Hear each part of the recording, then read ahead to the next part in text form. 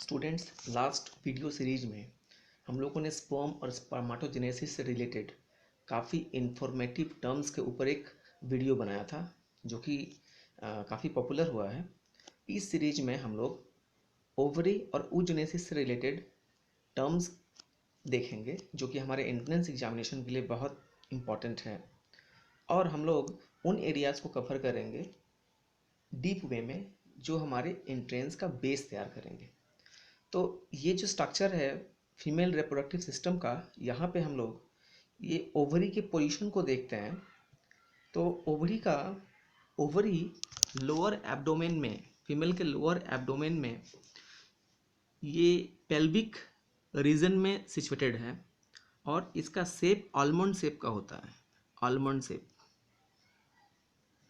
और साइज जो है वो 3.5 सेंटीमीटर लेंथ, 2 सेंटीमीटर विद और 1 सेंटीमीटर थिक।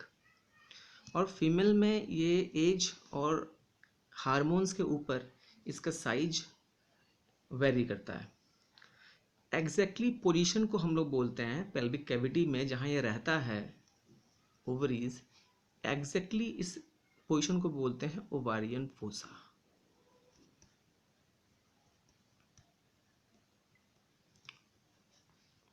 और ओवरी यूटेरस के साथ लिगामेंट से अटैच रहता है। ये देखिए लिगामेंट से अटैच्ड है। तो यहाँ पे एक क्वेश्चंस देखा गया है कि ये ब्रॉड 3 लिगामेंट्स होते हैं, पर हम लोग बस चर्चा करेंगे ब्रॉड लिगामेंट की जिससे ये अटैच्ड है डायरेक्टली। तो ये जो ब्रॉड लिगामेंट का जो सेक्शन जिससे वो अटैच्ड है ओवरी का हाइलम, ये हाइलम जो है ये लिगामेंट से अटैच्ड है। और इस अटैचमेंट को मतलब ओवरी की तरफ से अटैचमेंट का टर्मिनल पॉइंट है हाइलम, और लिगामेंट की तरफ से इसका अटैचमेंट पॉइंट है मेसोवेरियम। ये मेसोवेरियम क्वेश्चन एग्जाम में बहुत देखा गया है और कुछ स्टूडेंट कंफ्यूज हो जाते हैं मेसोवेरियम को ओवरी के लेयर्स समझकर, बट ओवरी का जो लेयर है वो मेसोवेरियम नहीं है, ओवरी का जो अटैचमेंट पॉइंट है वो मेसोवेरियम है। तो ओवरी का जो आउटर कवरिंग है इसको हम लोग बोलते हैं जर्मिनल इपिथेलियम। और इसको देख लेते हैं इस सीरीज में। देखिए ओवरी का जो आउटर लेयर है ये है जर्मिनल इपिथेलियम, और इनसाइड में ओवरी का जो लेयरिंग है वो है ट्यूनिका एल्पुचिनिया। तो बाहर से ये हो गया जर्मिनल इपिथेलियम, सेकेंड अंदर में एक लेयर है ट्यूनिका एल्पुचिनिया, लिगामेंट है जहाँ पे अटैच्ड हो रहा है पर्टिकुलर, उसको हम लोग अभी कुछ देर पहले पढ़े हाइलम, ये ओवरी की तरफ से है। और लिगामेंट की तरफ से इस लिगामेंट का अटैच्ड पॉइंट को हम लोग क्या बोले, मेसोवेरियम। तो ये 4 इंफॉर्मेशन सबसे पहले इंपॉर्टेंट है। अब ओवरी के अंदर इनर पार्ट जो ओवरी है इसको हम लोग बोलते हैं स्ट्रोमा। ओवरी का जो इनर पार्ट है इसको हम लोग बोलते हैं स्ट्रोमा, और जो आउटर पार्ट है ये स्ट्रोमा फिर 2 भाग में डिवाइडेड है।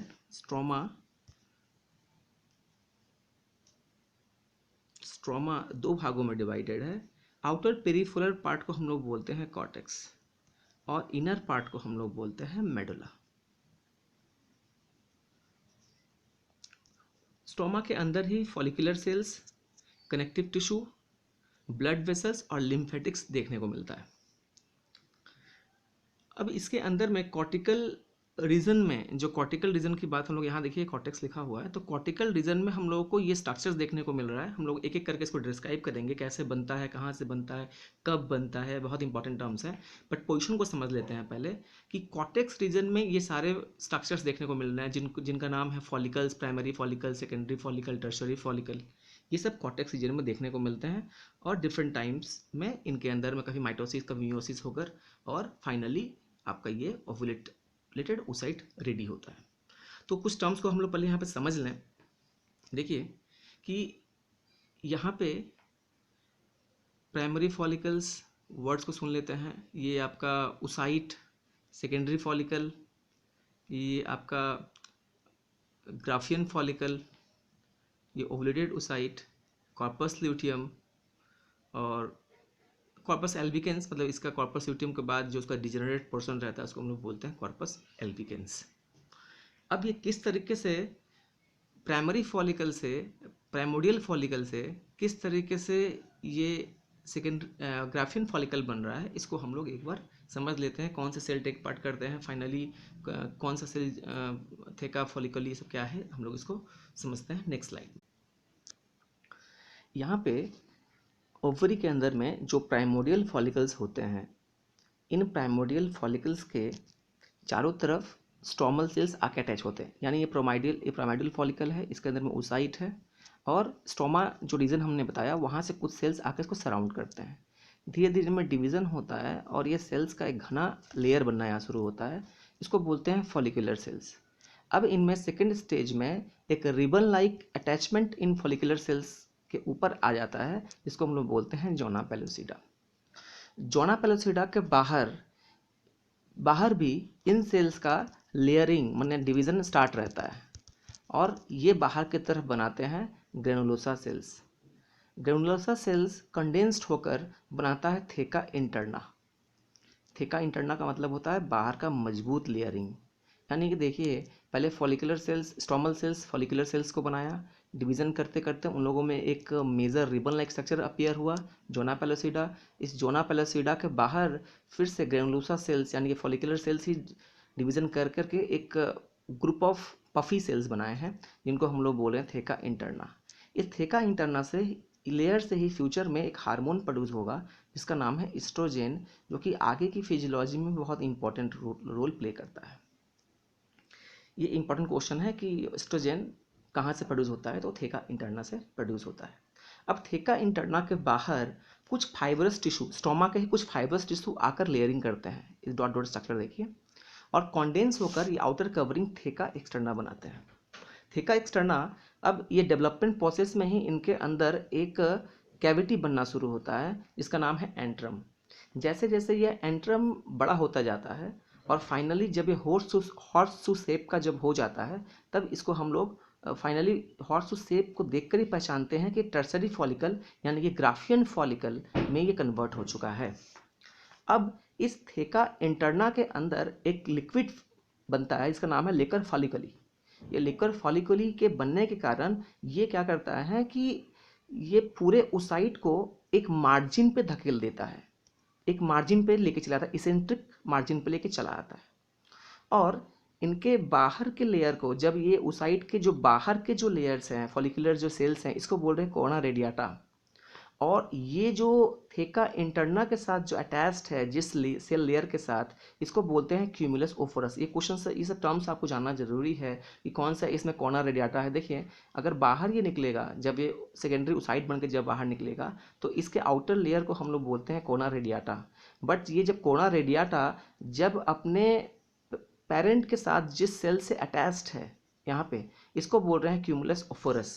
और यहाँ पे एक स्ट्रक्चर आपको मिलेगा कि फॉलिकल ये कोमुलस ओफोरस जो है, इसके अगल बगल में जो कोमुलस ओफोरस हैं, यहाँ पे कुछ और सेल्स मिलते हैं जिसको पेरेंट के साथ अटैच करने में हेल्प करते हैं। मैंने क्यूमुलस ओफोरस और ये थेका इंटरना के बीच में कुछ सेल्स हैं जिनको हम लोग शॉर्ट टर्म में जानते हैं जर्म हिल। ये वर्ड आप दिमाग में रखिएगा कि जर्म हिल कहाँ मिलता है, तो जर्म हिल ग्राफियन फॉलिकल में मिलता है। और ये है क्या, तो ये वो सेल है जो फॉलिकुलर वॉल के साथ अटैच कराता है आपका कोरोना रेडियाटा के सेल्स को। जर्म हिल, या इसका एक और नाम है डिस्कस प्रोलीजेरस। जर्म हिल को ही डिस्कस प्रोलीजेरस भी बोलते हैं।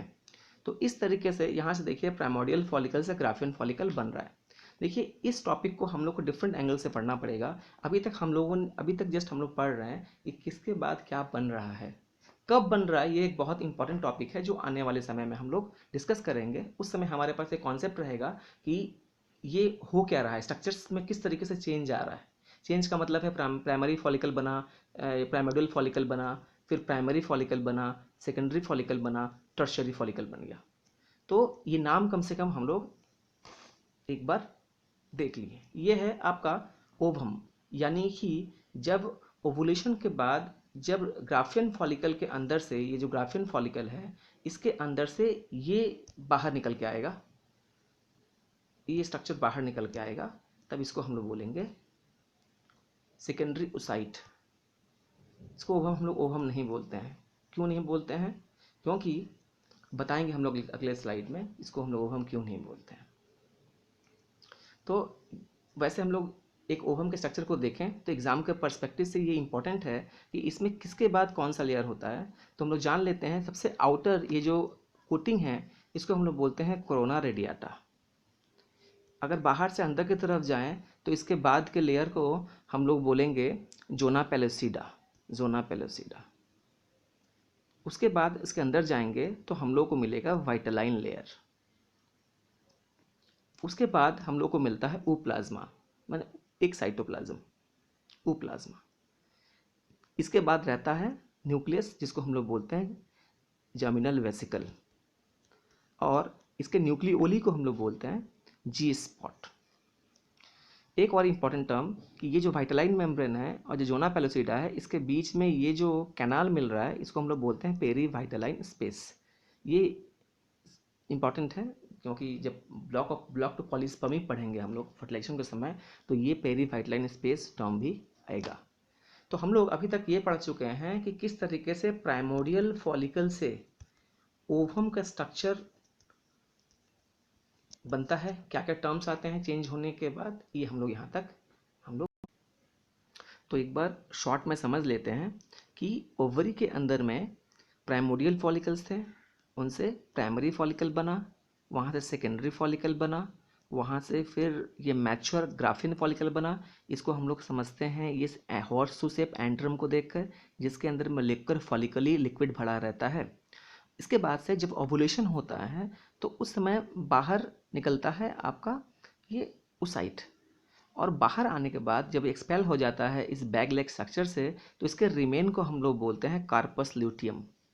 यह कार्पस ल्यूटियम एक्चुअल में एक ल्यूटीन पिगमेंट रिच स्ट्रक्चर होता है जो येलो कलर का होता है, इसलिए इसको येलो बॉडी भी बोलते हैं। और इसके अंदर से एक हार्मोन निकलता है, इसका नाम है प्रोजेस्टेरॉन। तो यहाँ पर देखिए प्रोजेस्टेरॉन कहाँ से निकल रहा है, कार्पस ल्यूटियम से, और थेका इंटरना से निकल रहा था एस्ट्रोजेन। तो कार्पस ल्यूटियम से जो कार्पस ल्यूटियम कुछ समय तक रहता है, 14-15 दिन तक ये आफ्टर ओव्यूलेशन ये रहता है, और अगर प्रेगनेंसी एस्टैब्लिश हो गई तो फिर 9 मंथ्स के लिए ये रहता है और प्रोजेस्टेरॉन को प्रोड्यूस करता रहता है। अगर प्रेगनेंसी एस्टैब्लिश नहीं हुआ तो फिर ये आगे चल के डीजनरेट हो जाता है, और डीजनरेट के बाद ये बनाता है कार्पस एल्बिकेंस। कार्पस एल्बिकेंस के जो कलर होता है करीब करीब वाइट होता है, तो इसको वाइट बॉडी भी बोलते हैं। तो कार्पस ल्यूटियम हो गया येलो बॉडी, कार्पस एल्बिकेंस हो गया वाइट बॉडी। अब हम लोग अगले सीरीज में ये पढ़ेंगे कि ये बनते कब हैं, टाइम फ्रेम क्या होता है, और oogenesis क्या। oogenesis का मतलब होता है फॉर्मेशन ऑफ ओवम, ओवम का फॉर्मेशन। बट जैसे कि स्पर्मेटोजेनेसिस एक बार में ही कंप्लीट हो जाता है, आफ्टर प्यूबर्टी स्पर्मेटोजेनेसिस कंप्लीट हो जाता है, बट oogenesis जो है ये ब्रेक डाउन में होता है, यानी कि 3 अलग अलग पोजीशंस के में होगा। फर्स्ट होता है ये जब एक फीमेल फिटस के अंदर, इसका फर्स्ट स्टेज होगा। सेकेंड स्टेज होगा आफ्टर 12 ईयर्स, जब फीमेल में प्यूबर्टी आएगा वहाँ पे कुछ स्टेज होंगे, और एक होगा बिफोर मिली सेकेंड्स बिफोर फर्टिलाइजेशन। यानी पहले हम लोग इस बेसिक को समझ लें कि oogenesis 3 डिफरेंट स्टेजेस में कंप्लीट होता है। एक फीमेल फिटस के अंदर, यानी कि जब एक फीमेल चाइल्ड अपने मदर के वूम के अंदर है तो उसमें फर्स्ट स्टेज के कुछ प्रोसेस हो जाते हैं। इसके बाद जब एक फीमेल बॉडी प्यूबर्टी तक पहुंचता है, 12 ईयर एज जब होते हैं, उसके बाद वहाँ पे कुछ स्टेजेस मियोसिस का फर्दर एडवांस रिज्यूम होते हैं। याद रखिएगा मैं वर्ड यूज़ कर रहा हूँ रिज्यूम, यानी कि ये स्टार्ट स्टॉप फिर स्टार्ट हुआ है प्यूबर्टी पे। इसके बाद प्यूबर्टी में हर मंथ वहाँ से कुछ ओवा बाहर निकलेगा, इसको हम लोग बोलते हैं ओव्यूलेशन। टेक्निकली ये उसको ओवा नहीं बोलते हैं, हम लोग उसको बोलते हैं सेकेंडरी oocyte। क्यों बोलते हैं हम लोग इसको डिस्कस करेंगे अगले स्लाइड में कि सेकेंडरी oocyte और ओवा सेम है कि नहीं है। और फर्टिलाइजेशन जब एक ओवम के पास जब स्पर्म पहुंचेगा, कांटेक्ट करेगा, जब टच करेगा उसको, वहाँ पे कुछ सर्टेन चेंजेस होते हैं और उस जगह पे मियोसिस कंप्लीट होता है।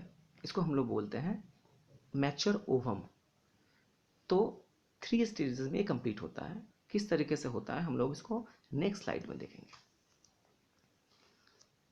देखिए oogenesis का जो फर्स्ट स्टेज है, ये प्राइमोर्डियल जर्म सेल्स हैं, इनके अंदर पहले माइटोसिस यानी कि मल्टीप्लिकेशन होता है, मल्टीप्लिकेशन। और जब एक उगो ये कब हो रहा है, जब मदर के वूम में जब टिश्यू है, चाइल्ड है, तो ये देखिए प्राइमोर्डियल जर्म सेल से माइटोसिस होकर बना ओगोनिया। कब? 25th week of intra uterine life, माने एक फिटस जब फीमेल के वूम, जब अपने मदर के वूम में है, उस समय प्रोसेस स्टार्ट हो जा रहा है। देखिए मेल में क्या हो रहा है, मेल चाइल्ड आ गया है जो 13 ईयर्स ओल्ड होगा, उसमें मियोसिस होगा और वहाँ से स्पर्म बनेगा। बट फीमेल में ये प्रोसेस जो है वो इंट्रा यूटेराइन लाइफ में यानी वूम में ही शुरू हो जाता है। कब? 25th वीक में सारे ओगोनिया बनकर रेडी हो जाते हैं। और ग्रोथ के बाद, मल्टीप्लिकेशन के बाद, हम लोग पहले भी पढ़ चुके हैं कि गैमेटोजेनेसिस से मल्टीप्लिकेशन होता है, ग्रोथ होता है, उसके बाद मैचुरेशन होता है। तो यहाँ पे मल्टीप्लिकेशन के बाद बनता है ओगोनिया। और ओगोनिया दोनों ओवरी मिलाकर करीब करीब बचता है 1,80,000 to 1,00,000 पर ओवरी। इसके बाद से ग्रोथ होता है और ये होता है प्राइमरी ओसाइट, सब वूम के अंदर, बेबी के अंदर हो रहा है। प्राइमरी ओसाइट के बाद ये प्राइमरी ओसाइट अब जाता है मैचुरेशन फेज में, यानी अभी ये वूम में ही है पर मैचुरेशन में चला गया है, और ये जाके सस्पेंडेड हो जाता है, रुक जाता है प्रोफेज स्टेज में। यानी कि मियोसिस 1 के, प्रोफेज 1 के ये डिप्लोटीन स्टेज में सस्पेंडेड हो जाता है। यानी कि प्रोसेस स्टार्ट हो चुका है फीमेल ये ओवरी में जब वो मदर के वूम में है, बट वो बस इस स्टेज तक ही पहुंच पाता है। इसके बाद से देखिए, इसके बाद से फिर उसी स्टेज में प्यूबर्टी तक रहता है। प्यूबर्टी का मतलब हुआ ऑनसेट ऑफ मेंस्ट्रुअल साइकिल, यानी फीमेल चाइल्ड में जब 12 ईयर्स एज होते हैं तो उसके बाद से फिर वो प्राइमरी ओसाइट जो कि प्रोफेज 1 के डिप्लोटीन में सस्पेंडेड था, उसके वो रेज्यूम करता है मियोसिस फिर से, और तब जाकर मैच्योर ग्राफिन फॉलिकल तक वो बनता है। 12 ईयर ऑनवर्ड हर महीने करीब करीब, जो मैंने बताया कि 80,000 to 1,00,000 primary follicles, primary oocyte रहते हैं दोनों ही ओवरीज में। उनमें से each month 20 primary follicles develop करना शुरू करते हैं under the control of oestrogen, progesterone and some other follicular hormones. और ये धीरे धीरे, ये इनमें से जो सुपर मैच्योर्ड होता है वो अल्टीमेटली सेकेंडरी फॉलिकल और लास्ट में बनाता है ग्राफियन फॉलिकल, हर महीने होता है। और जो यहाँ 19 बचे रह गए 19, वो उनमें एट्रेशिया हो जाता है। एट्रेशिया का मतलब है कि वो डिजनरेट कर जाते हैं, क्योंकि जो सबसे सुपर डेवलप होता है वही ग्राफियन फॉलिकल में कन्वर्ट होता है। और ये ग्राफियन फॉलिकल फिर यहाँ से, इसके अंदर में ये ग्राफियन फॉलिकल अभी भी कंप्लीट नहीं किया है मियोसिस को। ये ग्राफियन फॉलिकल जब बनता है तो इसके अंदर का जो ओसाइट रहता है वो अटक जाता है मेटाफेज 2 में, यानी ये मियोसिस 2 के मेटाफेज 2 में सस्पेंडेड है, अभी भी कंप्लीट नहीं हुआ, अभी भी एनाफेज 2 और टेलोफेज 2 होना बाकी है। ये जो स्टेज है इसमें अटकता कौन है? ग्राफियन फॉलिकल के अंदर का ओसाइट। तो यहाँ पे देखिए, तो completion of first meiotic division and maturation division कहाँ पे हुआ? ये बना आपका सेकेंडरी ओसाइट, जिसके अंदर में क्रोमोसोम नंबर थी, ये हाफ हो गया है। और हाफ क्रोम, ये एक अनइक्वल डिवीजन है क्योंकि एक सेल बड़ा बनता है और एक बहुत छोटा बनता है। ये क्यों, छोटा वाले सेल्स को हम लोग बोलते हैं पोलर बॉडी। क्यों पोलर बॉडी बनता है? क्योंकि एक्सेस साइटोप्लाज्म अगर है, अगर सेल के पास, तो वो पोलर बॉडी वहाँ से शेयर कर लेता है, और हाफ नंबर ऑफ क्रोमोसोम भी पोलर बॉडी शेयर कर लेता है। पोलर बॉडी फ्यूचर में कोई भी फंक्शनल सेल नहीं बनाता है, ये डिजनरेट हो जाता है। तो यहाँ पे एक इन्फॉर्मेशन देखिए कि सेकेंडरी ओसाइट और पोलर बॉडी जो बना है, तो सेकेंडरी ओसाइट को ये जो एक ग्राफियन फॉलिकल से बाहर निकलने वाला जो स्ट्रक्चर है वो सस्पेंडेड है अभी भी। तो चूंकि इसने अपना मियोसिस कंप्लीट नहीं किया है, इसलिए हम लोग इसको टेक्निकली ओवम नहीं बोल सकते हैं। तो इसका नाम है सेकेंडरी ओसाइट। ये एक इम्पॉर्टेंट इन्फॉर्मेशन है कि सेकेंडरी ओसाइट और ओवम सेम नहीं होते हैं। सेकेंडरी ओसाइट ने अभी मियोसिस कंप्लीट नहीं किया है और वो ग्राफियन फॉलिकल से बाहर आ चुका है। अब ये सेकेंडरी ओसाइट सस्पेंडेड है मियोटिक के मेटाफेज 2 में। अब ओवुलेशन हो गया उसी स्टेज में। अगर फर्टिलाइजेशन नहीं हुआ और ओवा बाहर निकल गया पर स्पर्म नहीं पहुंच पाया है तो वो डीजनरेट हो जाएगा। बट अगर फर्टिलाइजेशन हो रहा है, होने वाला है, और सेकेंडरी ओसाइट को जैसे ही स्पर्म ने टच किया है उस समय ही, मिली सेकेंड्स में ही, उसके अंदर ये सेकेंड मियोटिक डिवीजन कंप्लीट हो जाता है बहुत फास्ट, और बनता है मैच्योर्ड ओवम। और चूंकि यहाँ पे भी क्या है कि सेकेंड मियोटिक डिवीजन में 2 सेल बनते हैं, तो यहाँ सेकेंड पोलर बॉडी बन जाता है। इसका एम क्या है, जो एक्सेस साइटोप्लाज्म है या फिर एक्सेस क्रोमोजोम्स हैं उनको लेकर डीजनरेट होना। तो यहाँ से एक इंपॉर्टेंट इन्फॉर्मेशन है कि जो फर्स्ट पोलर बॉडी बना है, जो ये अनवांटेड है, अनवांटेड बॉडी है, ये अपने डीजनरेशन के दौरान ये डिवाइड होकर 2 और छोटे छोटे पोलर बॉडीज को बनाता है ह्यूमन में। और सेकेंड जो फाइनल डिवीजन है वहाँ एक पोलर बॉडी बनता है। तो टोटल पोलर बॉडी जो है वो 3 बनते हैं oogenesis में। यानी oogenesis में, स्पर्मेटोजेनेसिस में 4 फंक्शनल सेल बनते थे, 4 स्पर्मेटिक स्पर्म में कन्वर्ट होते थे। बट यहाँ पे ऐसा नहीं है, वहाँ पे एक फंक्शनल ओवम बनेगा और 2 पोलर बॉडी बनते हैं। जब फर्स्ट पोलर बॉडी जो है वो डिवाइड करता है अपने डीजनरेशन के समय, तो टोटल 3 पोलर बॉडी बनते हैं। तो एक बार फाइनली इस चार्ट को हम लोग देख लेते हैं कि इसमें हो क्या रहा है। तो प्राइमोर्डियल जर्म सेल्स में माइटोसिस हुआ, मल्टीप्लिकेशन हुआ, बना ओगोनिया। ये ओगोनिया अब चला गया, ग्रोथ किया, तब बना primary oocyte. Primary oocyte meiosis यानी कि मैचुरेशन डिवीजन स्टार्ट किया है, बट वो सस्पेंडेड हो जा रहा है प्रोफेज स्टेज में। मियोसिस 1 के प्रोफेज 1 के डिप्लोटीन में सस्पेंडेड हो जा रहा है, और उसके बाद वो बेबी की डिलीवरी हो जाती है और बाहर आ जाता है। पैचुरेशन के बाद वो मदर के वूम से बाहर आ जाता है और 12 ईयर तक यानी अपने प्यूबर्टी तक वेट करता है। प्यूबर्टी जब स्टार्ट होता है तो बॉडी में कुछ हार्मोन्स फंक्शनल होते हैं, और उसके बाद प्राइमरी फॉलिकल, सेकेंडरी फॉलिकल के बाद ग्राफियन फॉलिकल बनता है।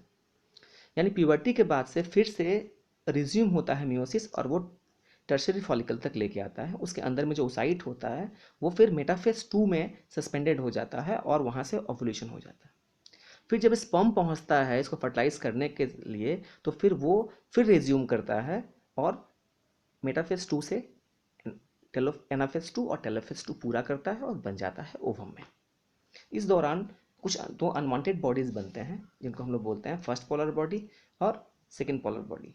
फर्स्ट पोलर बॉडी अपने डिजनरेशन तक टूट के 2 भाग में डिवाइड करता है, यानी ह्यूमंस में टोटल 3 पोलर बॉडी बनते हैं। सिंपल रफ इलस्ट्रेशन में देख सकते हैं। मान लीजिए ये मदर का ये वूम्ब है और इसके अंदर में ये डेवलपिंग फिटस है। ये डेवलपिंग फिटस के ये ओवरीज हैं। तो इस ओवरीज में ये डेवलपिंग फिटस 2 से 7 मंथ्स के बीच की बात हो रही है, जब मदर के वूम में फिटस डेवलप कर रहा था। इसके दोनों ओवरीज में अराउंड 1 लाख या उससे भी ज़्यादा कभी कभी प्राइमोडियल फॉलिकल्स, जर्म सेल से प्राइमोडियल फॉलिकल, और वहाँ से ग्रोथ करके प्राइमरी फॉलिकल डेवलप हो चुका है। और वो मदर के वूम में ही आफ्टर 7 मंथ्स वो डेवलप करके किस स्टेज में सस्पेंडेड हो गया है, वो प्रोफेज 1 के, मियोसिस 1 के प्रोफेज 1 के डिप्लोटीन में सस्पेंडेड हो चुका है। अब क्या हो रहा है, अब इसके बाद इसकी डिलीवरी हो जाती है, इस बेबी की डिलीवरी हो जाती है। डिलीवरी होने के बाद का सिनेरियो देखिए कि डिलीवरी होने के बाद फिर ये एक प्यूबर्टी के बाद, ये एक मैं फीमेल का एक रफ इलस्ट्रेशन बना रहा हूँ। इस फीमेल के ओवरी के अंदर जो प्राइमरी ओसाइट बना था वो रिज्यूम करता है अपना मियोसिस, और जब ओवुलेशन के बाद जब ओवा निकलता है, इसमें सेकेंडरी ओसाइट निकलता है, वो सस्पेंडेड रहता है मियोसिस 2 के मेटाफेज 2 में। अब जब ये सेकेंड स्टेज हो गया, अब स्पर्म जब फर्टिलाइज करने के लिए जब स्पर्म जाएगा उसके अंदर में, तब वो सेकेंडरी ओसाइट बहुत फास्ट तरीके से फिर से मियोसिस को रिज्यूम करेगा और फंक्शनल ओवम बनाएगा। तो साथ में यहाँ एक पोलर बॉडी बनेगा, और पहले इस स्टेज में जब सेकेंडरी ओसाइट जब निकला था वो एक पोलर बॉडी को लेकर आउट होगा। में कि मैंने दिखा दिया है कि कितने पोलर बॉडी बनते हैं, तो इसका आंसर होना चाहिए 3। और ये फंक्शन ऑफ पोलर बॉडी क्या है, तो फंक्शन क्या है कि जो एक्स्ट्रा सेल के पास, इस सेल के, ये फंक्शनल सेल है, फ्यूचर में इसको काफ़ी कुछ स्टोर करना है, क्योंकि केवल स्पर्म का हेड अपने न्यूक्लियस को लेकर इसके पास आएगा, और पूरा का पूरा जो कंटेंट होता है फ्यूचर में, देखिए फर्टिलाइजेशन के बाद जाइगोट बनता है, उसके बाद से डिवीजन करके फिर एम्ब्रायो के डिफरेंट लेयर्स बनते हैं, और उसके बाद से फिर फीटस बनता है। तो यहाँ पे जानने की बात है कि जो स्टोर हाउस है वो ये सेल बनेगा, यानी आरएनए, साइटोप्लाज्म, माने स्पर्म्स से केवल इसको मिलता है एक सेंट्रियोल और हैप्लॉइड न्यूक्लियस के अंदर का डीएनए, बाकी सारा स्टोरेज इस सेल का रहता है। तो ये सेल को काफ़ी मैच्योर होना होता है फ्यूचर के लिए, तो इसीलिए इसके पास कुछ भी अनवांटेड सब्सटेंस हैं तो उनको डिस्कार्ड करता है एक छोटे से बॉडी के अंदर, जैसे कि half number of chromosomes, 23 chromosomes और एक्स्ट्रा साइटोप्लाज्म। तो यही कारण है कि पोलर बॉडीज़ का फॉर्मेशन होता है। आशा करते हैं टॉपिक आपको समझ में आया होगा। अगर कहीं कोई डाउट है तो आप मुझे मेल कर सकते हैं, डिस्क्रिप्शन में मेरा मेल आईडी आपको मिल जाएगा। Thank you.